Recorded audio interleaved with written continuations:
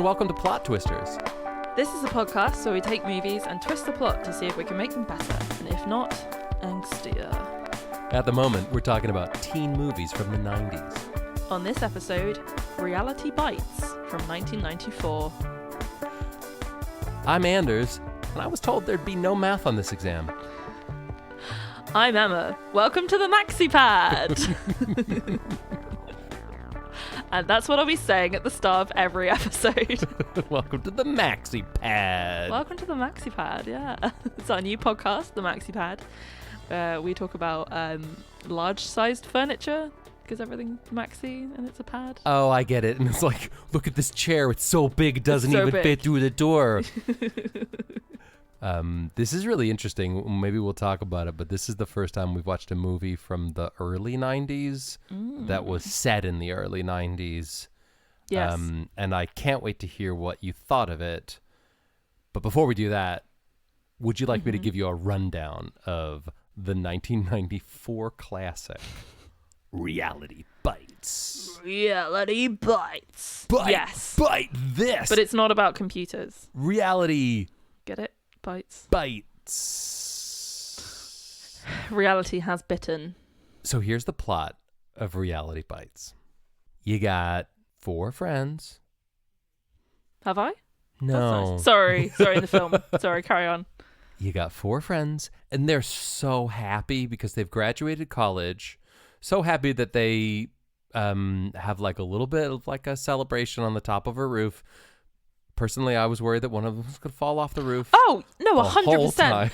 Particularly because it was shot with a camcorder. Yeah. So the kind of depth perception was weird. So it did look like they were constantly hanging off the side of this building the whole time. And I was like, is this a horror movie? Oh my God. Am I about to watch some people die?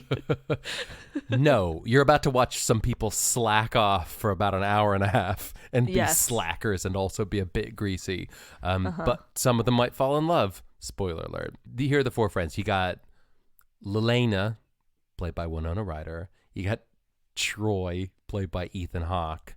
You got Vicky, played by Janine Garofalo, and finally Sammy, played by Steve Zahn.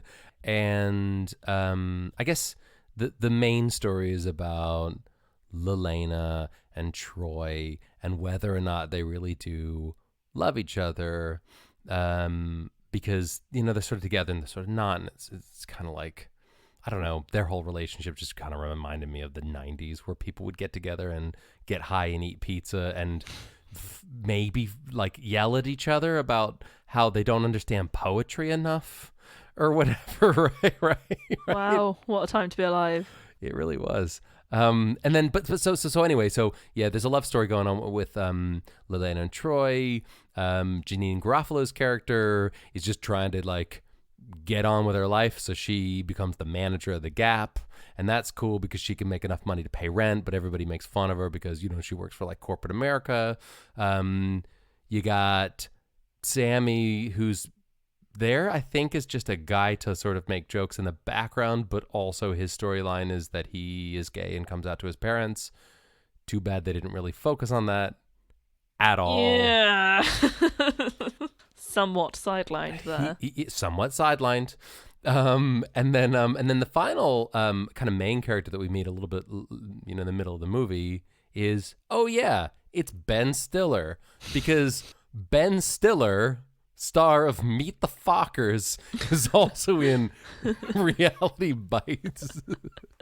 So he plays this like TV exec guy who works for a TV channel that I think is not dissimilar to VH1 or MTV kind of vibe. You meet him because Winona Ryder and Janine Garofalo's characters are driving along. And it's the 90s, so everyone smokes cigarettes, so she throws a cigarette out the window and it lands in Ben Stiller's car, and his car catches on fire, and then he gets in an accident and he meets Winona Ryder, and, they date a bit. He kind of represents the sellout element, yeah. He's kind of like the opposing figure to Troy Dyer, who is representing like staying true to yourself and being artistically valid. Exactly. And Michael Ben Stiller's character is like, no, make money, because it turns out you need money in order to live. And like the thing is, I get both sides. Troy is supposed to be cool and Michael is supposed to be less cool, but like Michael has a job and a car and pays his bills and tries to be really nice to Lelena the whole time. Mm-hmm. Right? Yeah. Yeah. And anyway, so they're sort of slacking along, and Lelena is dating Michael, but she also still has feelings for Troy. She loses her job. She doesn't have any money. She ends up spending a lot of time on the phone with the psychic hotline thing. That was great. She figures out how to make some money by using the gas card that her dad gave her. And then in the end, Lelena realizes that she loves Troy and doesn't think that he's a greaseball slacker with no motivation or future. And then they end up together and he's wearing a suit for some reason. And then, then the movie's over. That's the best I could come up with. What did I miss? Oh yeah, no, I think that sums it up pretty well. Yeah, it's the key thing is that you've got Lalana in the middle of two people who are kind of pulling her in these two directions. And she's a creative person. She loves film. She's making this documentary about her friends, which is just kind of her filming her friends, which I have some thoughts about. Right. But and then she's got, one person pulling her in one direction, which is to make money and have a career, and then somebody else pulling her in the other direction, which is to not do that. And yeah, so yeah, that kind of sums it up. It's a weird movie. It's a weird movie. It had moments that were like nice. I liked I really liked the scene where Lelena and Troy are walking around and they're joking around and he goes, the line where he says, "You, me, and $5. You, me, and $5. That's all we need." Oh. Yeah. Cup of coffee and a pack of cigarettes, right? Yeah. That was the nicest bit in the whole film, that line. That was so good. It's nice, right? The focus there being on him appreciating them just hanging out, and that you don't need money, you don't need to be flashy in order to have like a good, genuine connection with someone. That was very nice. Yeah. Unfortunately, he was kind of a jerk, so... Yeah. What about you? Did you like anything about this movie? Yes, I did. I did like things about it. I liked that it was quite intelligent, I think. Mm-hmm. Like it was pretty smart. I didn't like that it was very aware of the fact that it was smart, and the characters in it were very aware that they were smart. I really liked Winona Ryder because she's flipping awesome. Yeah, she's great. And we can all agree on that. And she's so watchable. Like, she's so watchable. Yeah. I think some of the themes that were talked about were interesting. And again, a bit more kind of challenging than what we're used to. Although we did just do American Beauty, so I don't think I can really say that anymore. That challenged me. I don't want to be challenged anymore. Yeah, no. Again, I think there was a slight element of the capturing a moment in time thing, the like snapshot element that we talked about in our Dazed and Confused episode. Yeah. And I thought that the way that the documentary filming was used in the film was really cool and really interesting, because the characters are kind of being performative to the camera, and that shows you a different side of them than if they were just being themselves without a camera on camera, if that makes sense. Yes. One thing that I thought was really interesting was I was kind of thinking, if you were making this film now, they'd all be posing, because people are used to being, if they're on film or if they're in photos, that those photos will be shared and they'll be recorded, if that makes sense. Totally. Like, if somebody pointed a camera at me now, I would operate on the assumption that photo would probably end up online in one form or another. So... Whoa! Really? What do you mean? Yeah.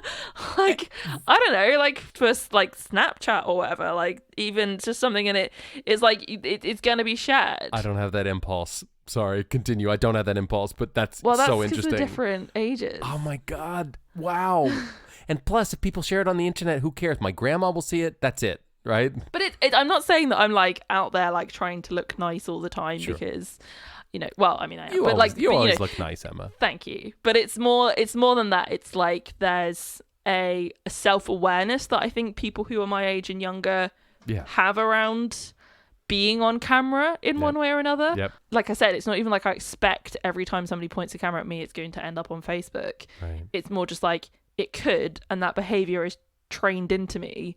So that's sort of what I expect. Whereas in this, the people on camera, they're just being themselves, and it's not going to necessarily go anywhere. Even though she says, I'm making a documentary that I want to go be on TV, I was like, if I tried to make if I was her age and I tried to make a documentary with my friends, I didn't think I could do it and accurately capture them just being real, because they'd be posing for the camera. That's really interesting. I think you're probably onto something. In the 90s, if you were, at least in my experience, if ever you were in a situation where someone actually had a video camera, you would probably do one of two things. You would probably go over the top because, a lot like movies from the 20s, it's like, someone's got a video camera. Let me do a funny thing in the background. Yeah. Right? Or you'd probably just be like, oh, they've got a huge video camera. I'll never see that. Right? Yeah. So, and nor will it doesn't matter. And so you ever see those things where it's like, a TikTok video versus someone from the 90s dancing to the same song on stage at like a cabaret or whatever, and it's like, no, I haven't, but that sounds so cool. The thing is like, people have gotten better at like looking cool on film, and that is because there is a ubiquity of like cameras around them, right? I wanted a video camera in the 90s, but nobody I knew had one. I've taken more video this week on my phone than I probably took in my entire adolescence, and that's significant, I guess. So if you were making this movie now, you'd probably have to hide the cameras so people could be natural. Whereas in the 90s, you could have just shoved them in their faces, and people would have been like, "Oh, this is fun. This is a video camera. How novel!" But I'm still gonna be myself because, it's 1994 or whatever. Hey, did you know I was on a reality TV show? By the way. Wait, for real? Yeah. Yeah, I was. I was a background artiste, extra when I was at university. That's cool. For a reality TV show that was filmed in London.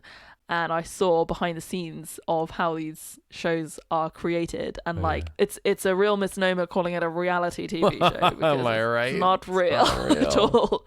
But it's like, this idea of capturing natural human behavior on camera. Right. I think it'd be so hard to do now because you've got this generation of young people who are used to having cameras pointed in their face from like age 0. So there's a certain kind of behavior that comes up to that. And I think also when I was at school, I had a video phone, and I used to like make films of stuff all the time because I obviously was also really into it.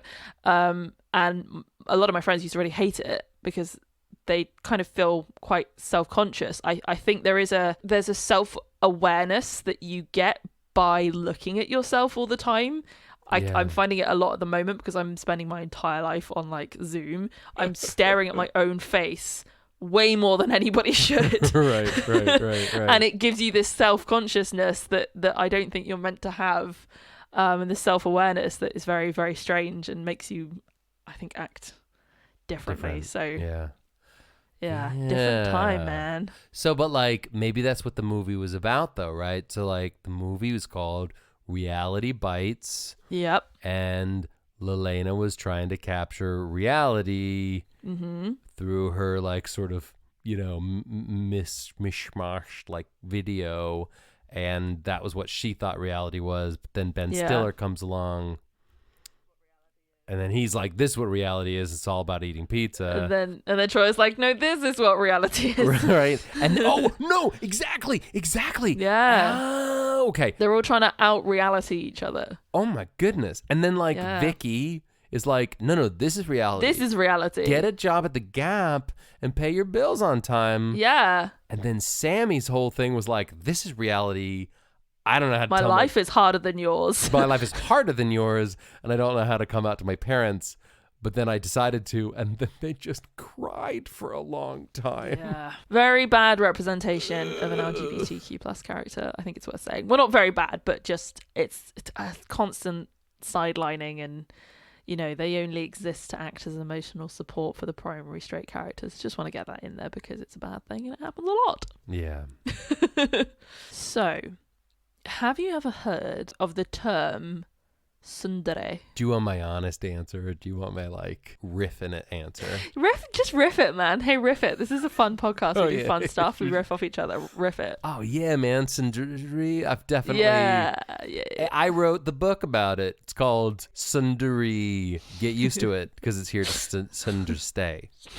What do you think I might be talking about right now? Give me just a wild stab in the dark. What do you think it might be? Can you say the word again in a sentence for a friend? I'm asking for a friend. Some of the character traits of Troy's character reminded me of tsundere. What's that thing where people are like, I looked everywhere and all of sundry, right? It's that thing where you've looked everywhere and you can't find everything. Whatever you're looking for is always in the last place you look. That's what it means. No, exactly, because it's like, who's this Troy? Well, I've tried to understand, and by understand, I've looked for all and sundry.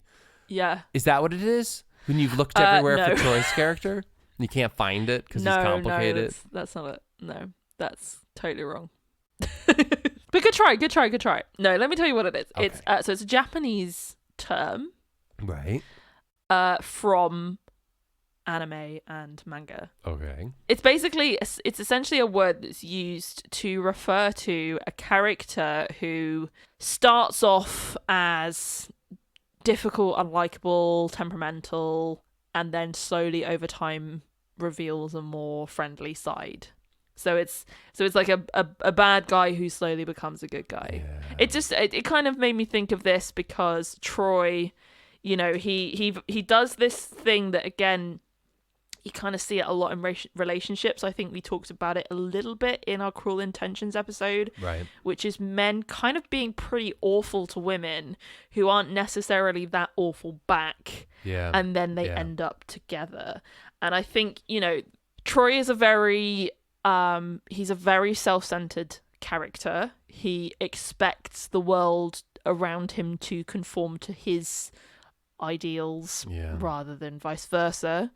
I kind of thought that he would be the character to support Lilana in her artistic career, but he actually doesn't even end up doing that. No. Michael does it far more. So Troy's whole thing is that he's like, you should be an artist, and art is great, and art is more important than making money, but then he doesn't encourage or support her with her thing. So it's like, what's your deal then, dude? You're just kind of being difficult for the sake of it. And he also he's really horrible to her. He bails on her, and then it's like, he comes back and he's like, hey, I freaked out. What's your problem? You should forgive me. And it's like, do you know what?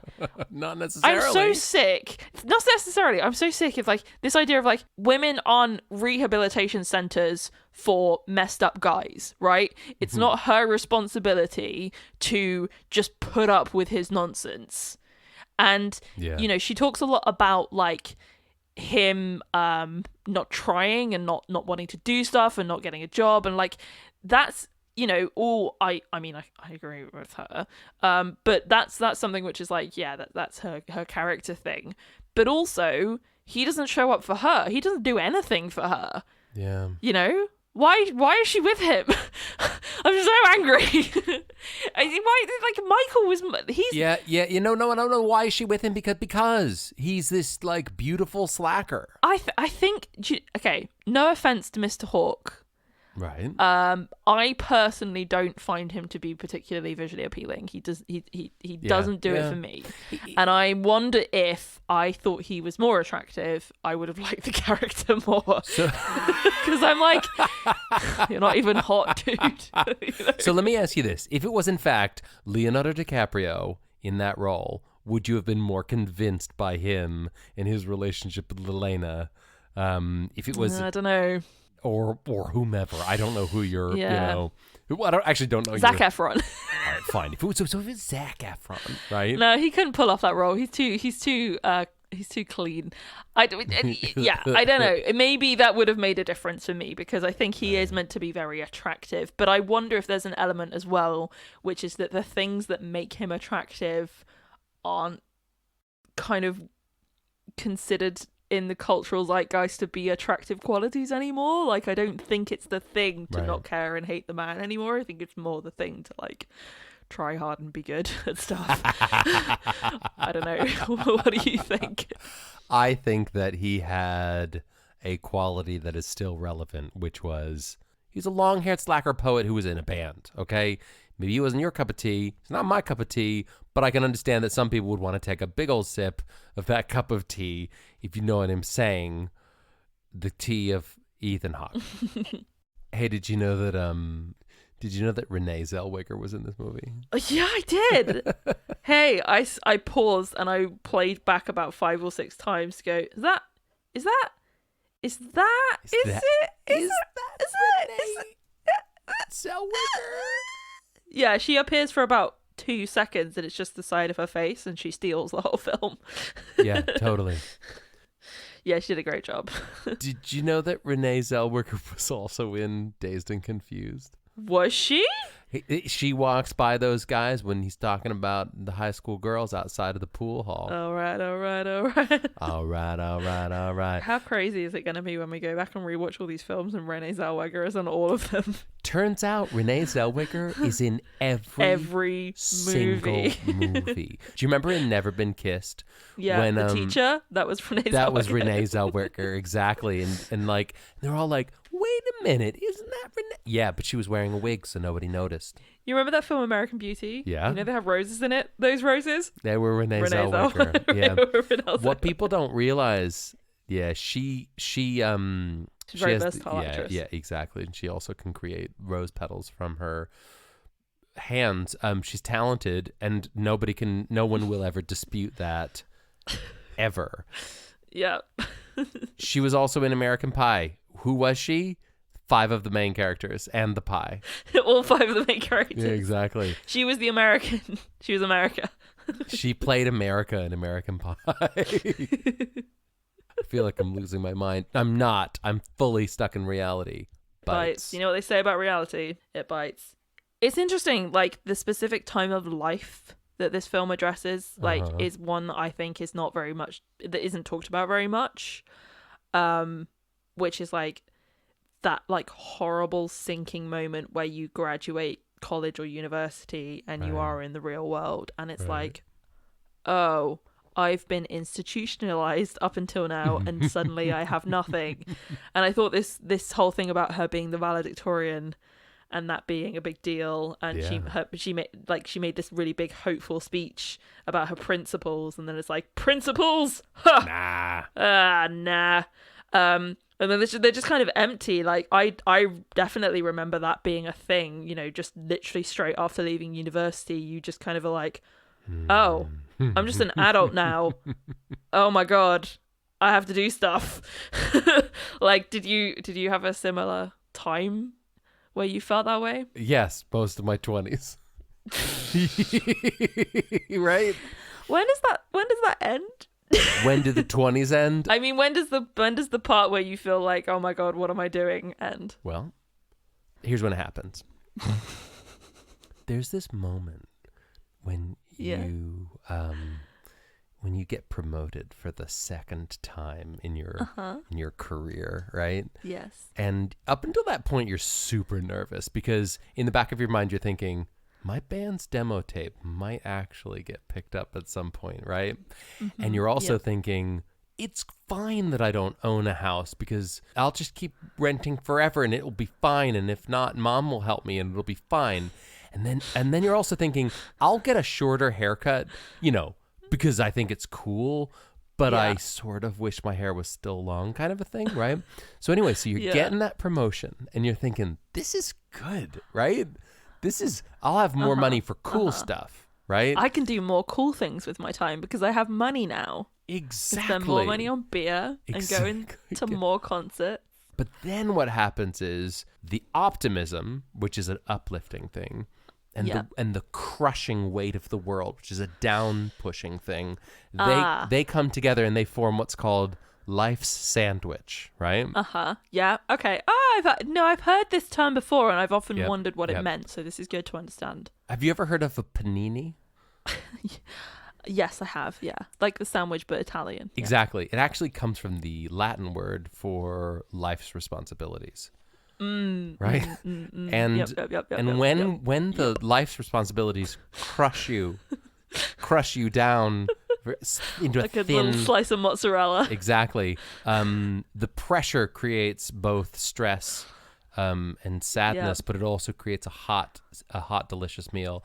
So that's where they got the word panini. It's like what happens when an unstoppable force meets an immovable object. That's exactly right. Enter a state of continuous flux where you're kind of frozen and you're kind of still because there's these two things pulling you together. Yeah, exactly. Yeah, no, okay. What happens if the Incredible Hulk punches Superman? Nobody knows, right? Nobody knows. Exactly. The point is, life is hard and it's always hard, but at some point you go, I guess being able to buy stuff is fine. Yeah. Does that help? Does that help at all? Yeah. No, yeah. No, that makes what type, like what age does that happen? What month? What age? Yeah. Is it like... Yeah, well, it's different for everyone. Okay. But like it will happen before you're 30, but it usually happens in your 29th year. And I guess that's when reality bites. Exactly. And just life is a roller coaster, and just get ready for it. You know what? You just got to ride it. Move up and down, because I'm a double dipper, if you will. Right? So that's reality bites. Everything's terrible. You have to get a job. You have to go to work. You have to earn money. And also, these people are on track for a terrible relationship, because 100%. Even though it's very romantic and he's a cool guy and he's in a band, he's got greasy hair, he's not emotionally available, he's got a lot of baggage. His flipping dad just died, and he's going off and snogging some girl straight away because, hey, that's a great time to start a relationship, right? Yeah. So much pain, and the sequel to this would be really sad because the relationship is bad and she should have gone out with Ben Stiller instead. And also, I think Ben Stiller made his character like way too likable because he played them. So he should have been more of a bad guy. That is all I have to say about the film Reality Bites. Goodbye. The end. Because why did I want Lallana to end up with Michael? You're right. You should have wanted her to end up with Troy, but you didn't. Exactly. Do you know why you wanted her to end up with Michael? Why? Because you're not 17 years old. Oh, and he's the sensible choice, and I'm old, so I would make the sensible choice. Well, listen, don't say you're old, because if you're old, then I'm super old. I'm so old. Let me. Okay, all right. Let's pretend that you are considering two viable candidates to go on a date with. You're on a dating show. Let's pretend you're on a dating show, right? Okay. Welcome to You Got a Date. Oh, wow. Oh, my gosh. It's so good to be here. I love the show. I've been such a fan for so long. Wow, I can't believe I'm finally here.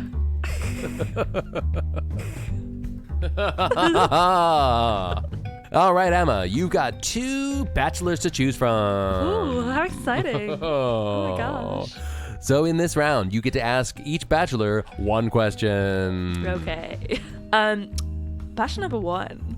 I love your hair. So greasy. Love how you sweep it across your face.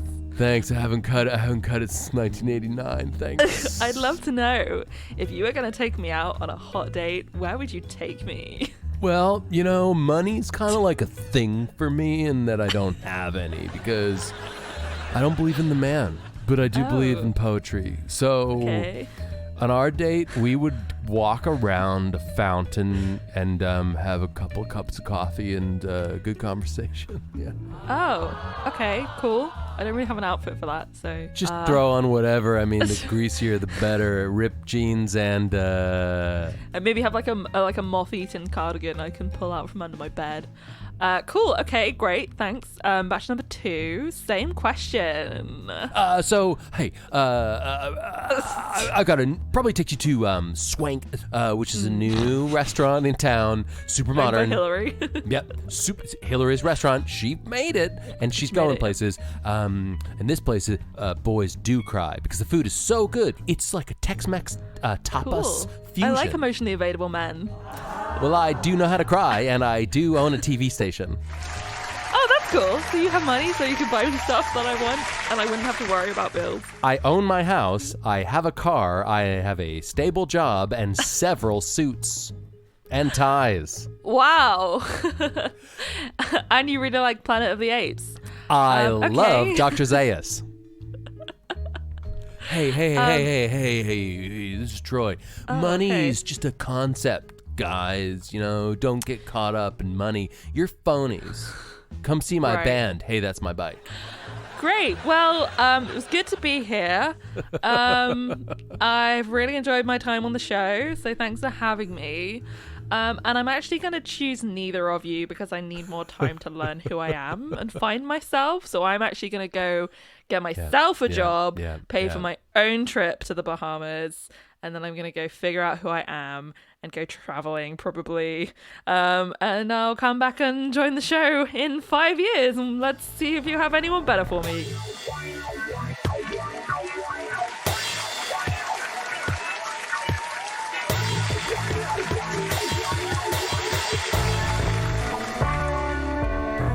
Beep, beep, beep. Do you remember when modems sounded like that? Me too, because we're old. But we're still young enough to be cool and listen to hip podcasts like Plot Twisters. And if you like this podcast, can I recommend jumping on Facebook and liking a couple photos that your grandma put up? And if there's time, following @PlotTwistersPod. We're also on Instagram and Twitter with the same handle. See you in the funny papers.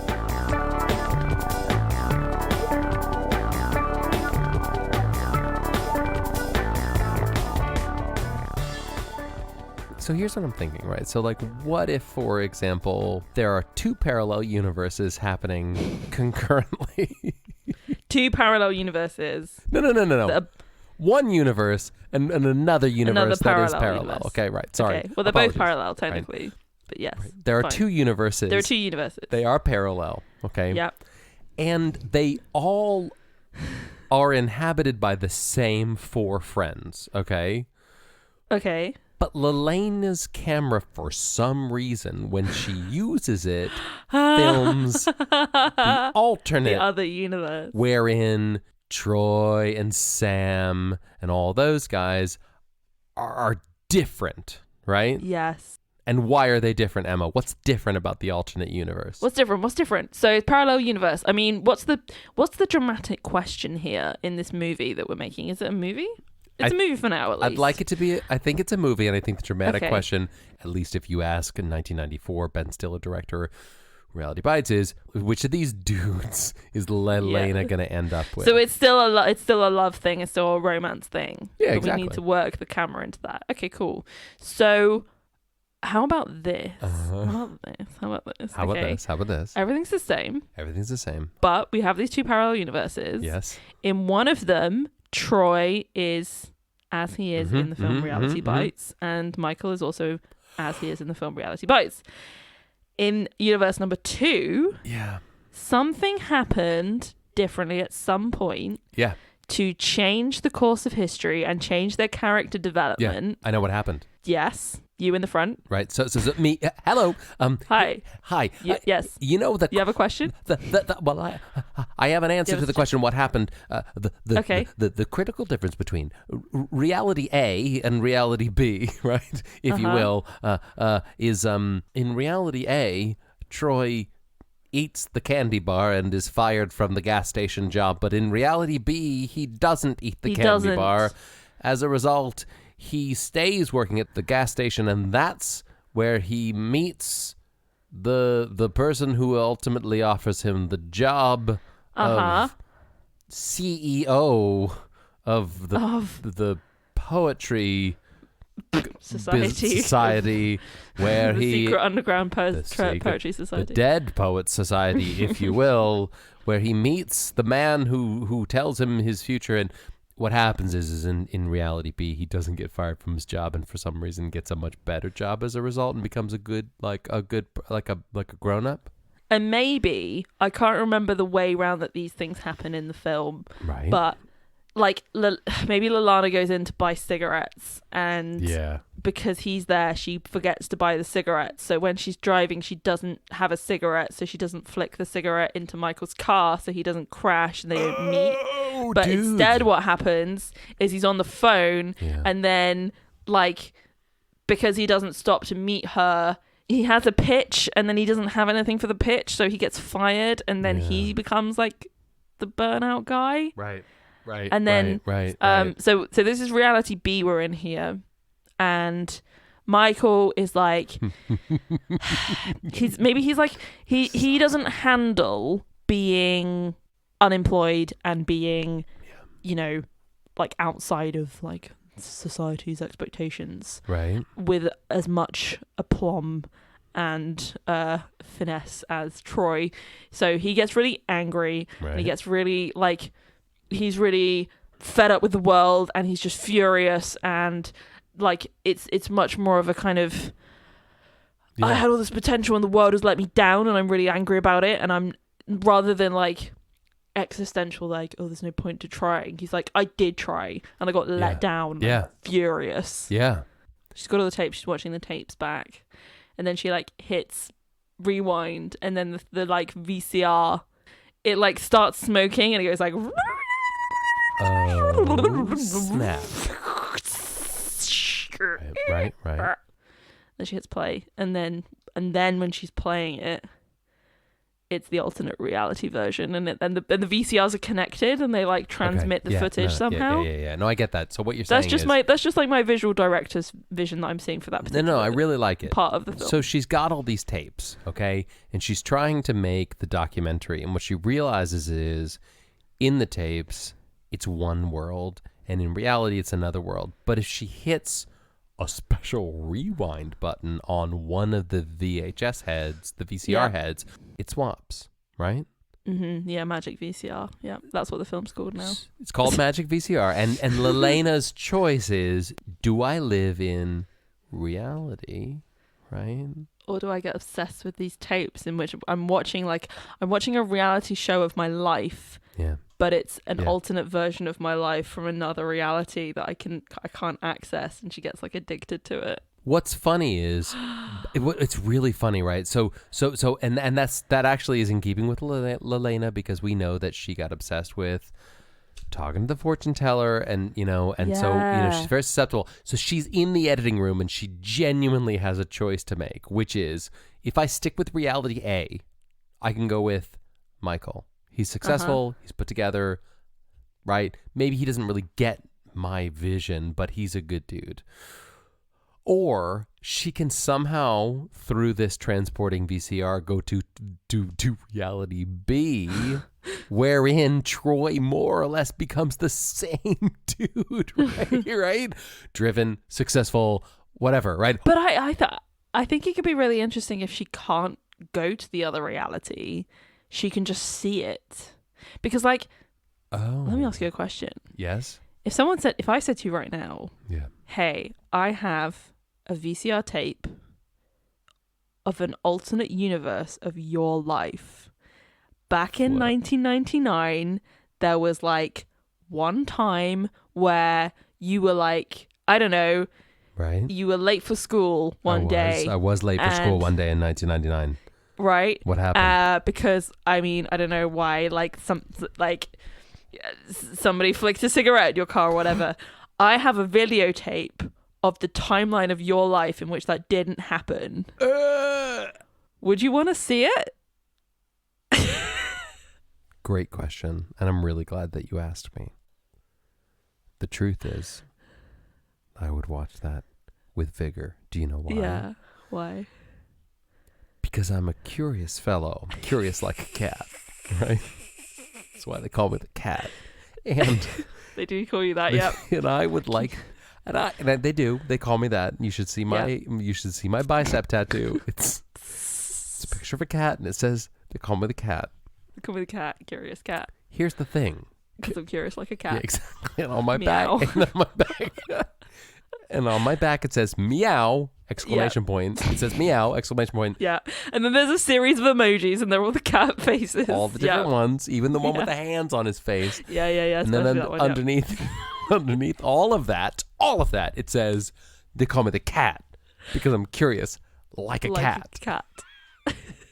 It's taken several hours, and I endured so much pain. A lot of pain. So much pain.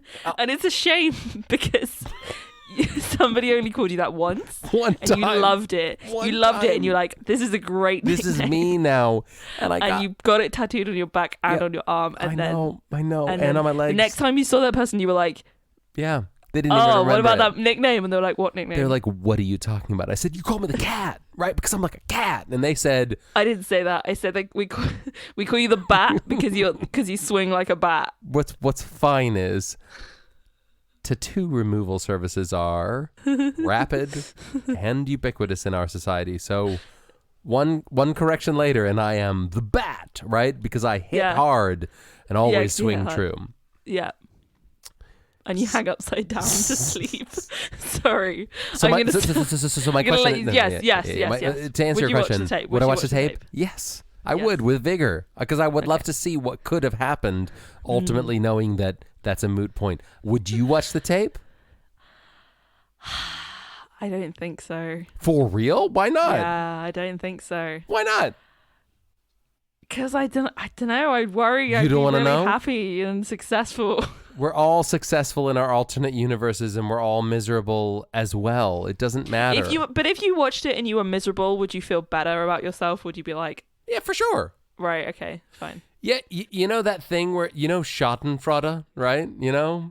You'd laugh at yourself like, what an idiot! Look at that guy falling over in the mud. That idiot. Yeah. Look at the dumb choices he made. Look where it got him. Shameful joy. Yeah, for sure. Fine. Equally, if I saw that me ended up better off or whatever, I'd probably go, that's too bad. It's a cool movie because the character who say they watch the tape and they see it and the tape is better, they could that then forces them to address the things they have going on in their life. I get it. And go, hey, I'm not doing this well enough, and this is what I really want. Because the real bite of reality is that we're all just kind of stuck on autopilot, right? We're all just going through our lives, not questioning stuff. Yeah, totally. Because we don't have time to question things. We have all of life's struggles and commitments. So what I'm getting is the movie is this: Lelena is in fact making a movie. She discovers that because of some twist of fate or science or religion or lightning bolt striking or whatever. The camera she has is endowed with this lens that shows us an alternate reality, right? She can't be in that reality. She can't choose it. She can't live in it. She can just see it. So she makes this film wherein she realizes that if small decisions were made differently, her life would have been different, potentially. And she should end up with Michael. Although in the camera lens, Michael's like a crazy guy, right? Yeah, but he could get better. I believe in him. I believe in him too. So it's a movie called Reality Bites, the Magic VCR. Yeah, Reality Bites, the Magic VCR, Night at the Smithsonian. Is it called Night at the Museum for security footage? Night at the Museum for Thursday night. Whatever it's called, I think the majority of this film is in fact Lelena in an editing room watching, rewatching, and just sort of staring at footage and being astounded by what could have been. Yeah. And in the end, she walks out of the editing room, down the street, sits down, has a cup of tea and a cigarette, because it's the 90s, so it's okay. And then Michael sits down next to her and goes, hey, will you marry me? And she goes, yeah. And then he goes, rock and roll. And then in the background, My Sharona. My Sharona. And then the movie ends. What do you think? Yeah, I like it. I kind of feel like the the magic VCR thing where she sees an alternate reality is kind of like an analogy for social media and how we all post a fake version of our lives on social media. It's not accurate to reality. Yeah, I assumed that everyone would understand that that's the subtext of this movie. The magic VCR, reality bites. And that's what it's called.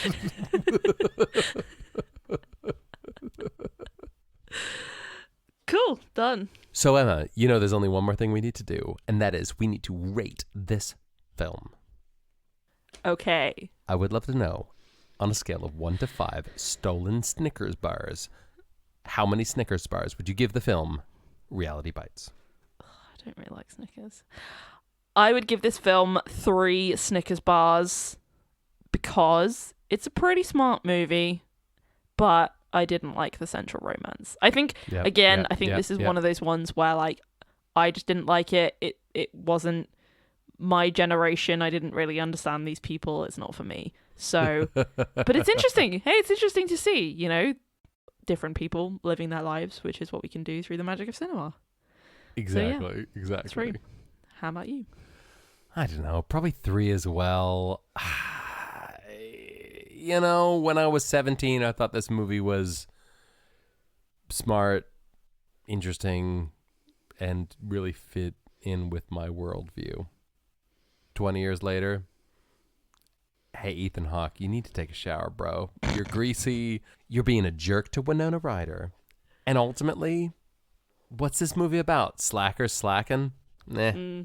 3. Glamorizing slacking. Exactly. 3 candy bars. The end. Hey, Emma, I think it's time that we ended this podcast. Yeah. But before we do, I just need to ask you, what's your glitch? Hey, have a dude, Wiener Dude. Did you know that Wiener Dude was also my nickname in high school? No way. Where, do you have a tattoo about that as well? Don't answer that. Nah, I just really liked hot dogs. I'm a sucker for mustard, am I right? Thanks for listening to this episode of Plot Twisters. Leave us a review on Apple Podcasts. We'll see you next time. Bye. Bye. Goodbye.